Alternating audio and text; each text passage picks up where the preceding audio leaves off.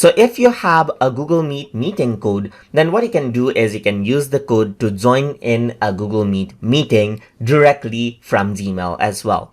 So this is my Gmail inbox, as you can see, and on the left side you can see Meet is an option. If I were to go around and click right here, then you can see join with a code is an option. So once I click on this, you can go around and type in, or you can paste around a Google Meet code right here and then click on join. So once you do that, it opens up the Google Meet meeting over here in a separate window, as you can see, and you can present or join over here in the Google Meet meeting.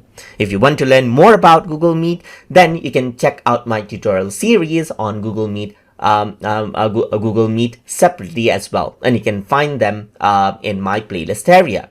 So in order for Meet to appear over here again, you need to make sure that Google Meet is turned on for Gmail. So to do that, you need to click on the gear icon to access the quick settings, and you can go to customize right here.